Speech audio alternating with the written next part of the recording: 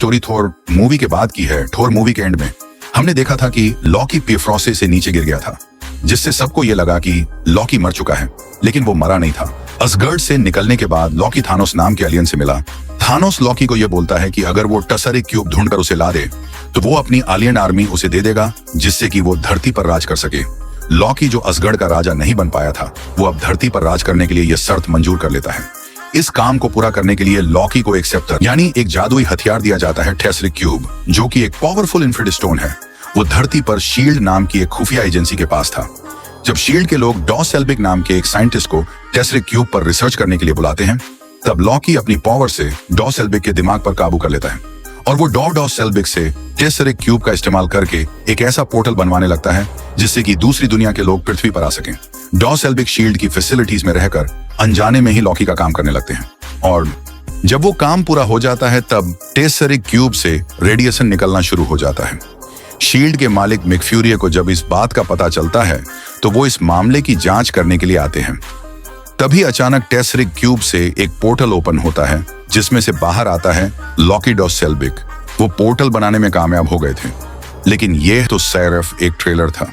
Lockie को असल में बहुत बड़े पोर्टल की जरूरत थी ताकि वो एलियन की कंप्लीट फौज धरती पर ला सके, और काम के लिए उसे अभी भी डॉ सेल्बिक की। मिक फ्यूरी लॉकी को रोकने की कोशिश करते हैं, पर शील्ड के एजेंट क्लीन बार्दम को अपने हथियार से अपना गुलाम बना लेते हैं और वो डॉक्टर सेल्बिक को पूरी तरह से अपने वश में करके टेसरिक क्यूब लेकर वहां से भाग जाता है। मिक फ्यूरी समझ गए थे कि लॉकी को रोकना बहुत मुश्किल है, इसलिए वो एवेंजर्स की टीम तैयार करना शुरू कर देते हैं।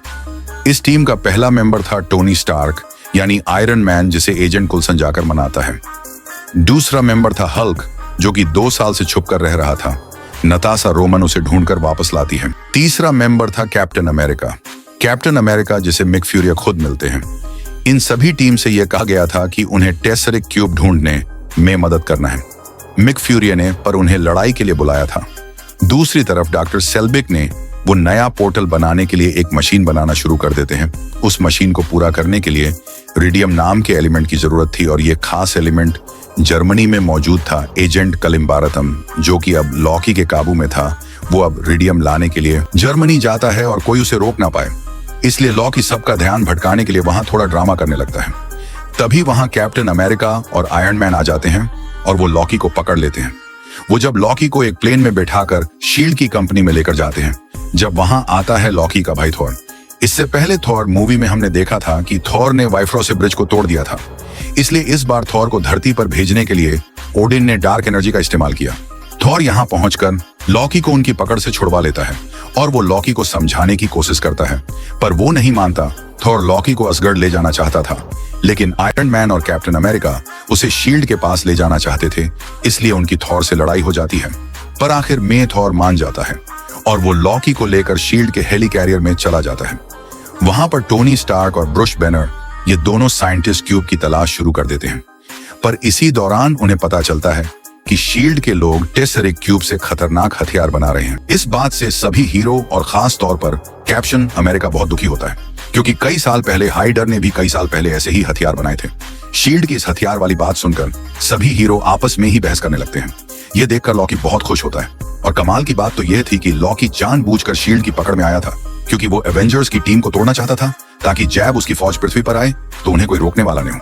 फिर लॉकी को ढूंढते हुए कलिम्बारतम और सारे एवेंजर्स शील्ड के हेली कैरियर तक पहुंचते हैं और वहां हमला करते हैं।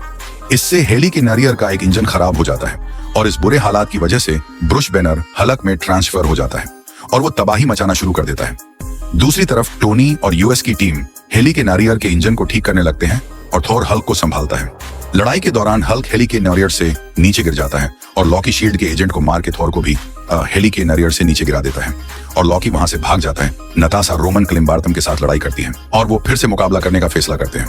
दूसरी तरफ डॉक्टर सेल्बिक उस मशीन को चलाने के लिए बहुत सारी इलेक्ट्रिक एनर्जी की जरूरत थी, और इतनी सारी एनर्जी सिर्फ टोनी स्टार्क की बिल्डिंग यानी स्टार्क टावर में ही मौजूद थी। इसलिए डॉक्टर सेल्बिक उस मशीन को स्टार्क टावर पर लगा देता है। फिर आयरन मैन वहां पहुंचकर उस मशीन को बंद करने की कोशिश करता है, पर वो बंद नहीं होता। तब टोनी लॉकी को बातों में उलझाकर वहां से अपना नया आर्मर निकाल लेता है, लेकिन तब तक बहुत देर हो चुकी थी और टेसरिक क्यूब आसमान में बहुत बड़ा पोर्टल ओपन कर देता है, जिसमें से बाहर निकलती है एलियन आर्मी, जो कि पूरे शहर को बर्बाद करने लगती है, और एवेंजर्स की टीम उनसे लड़ना शुरू कर देती है। पर वो सेना बहुत विशाल थी जो कि लॉकी के इशारों पर चल रही थी। फिर थॉर भी वहां पहुंचकर लड़ाई में शामिल हो जाता है और ब्रुस बैनर वहां आकर हल्क बनता है, तो एवेंजर्स की टीम कंप्लीट हो जाती है। ये 6 हीरो मिलकर शहर की जनता को और काफी हद तक लड़ाई को संभाल लेते हैं, पर एलियन खत्म होने का नाम ही नहीं ले रहे थे और एवेंजर्स उनके सामने कमजोर पड़ते जा रहे थे।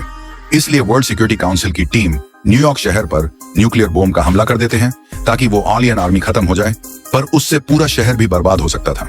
इसलिए आयरन मैन उस बॉम्ब को पकड़कर सीधा उस पोर्टल के अंदर ले जाता है, जिससे पूरी एलियन आर्मी खत्म हो जाती है और पूरा शहर बच जाता है। इसके बाद डॉक्टर सेल्बिक इनके दिमाग से अब लॉकी का कंट्रोल हट चुका था। वो ब्लैक विडो को बताते हैं कि लॉकी के सेप्टर से इस पोर्टल को बंद किया जा सकता है। फिर वो उस पोर्टल को बंद करने लगती है, लेकिन आयरन मैन अभी भी उस पोर्टल के अंदर था और उसके सूट का पावर भी खत्म होने लगा था। पोर्टल बंद होने से पहले आयरन मैन उससे बाहर तो आ जाता है, पर वो आसमान से नीचे गिरने लगता है। तभी हल्क उसे पकड़कर गिरने से बचा लेता है। फिर सभी एवेंजर्स मिलकर लॉकी को गिरफ्तार कर लेते हैं। थॉर लॉकी को लेकर एसगर्ड के लिए निकल जाता है और वो टेसरिक क्यूब भी अपने पास रख लेता है ताकि धरती के लोग उसका गलत इस्तेमाल नहीं कर सके। फिर सभी हीरो अपनी अपनी जिंदगी में वापस लौट जाते हैं। दुनिया अब एवेंजर्स की दीवानी थी। शील्ड के एजेंट मिक फ्यूरी अपनी इस टीम से बहुत खुश थे और उन्हें पता था कि मुसीबत आने पर एवेंजर्स उनकी जरूर मदद करने के लिए जरूर वापस आएंगे। वीडियो अच्छी लगी हो तो हमारे चैनल को सब्सक्राइब करें।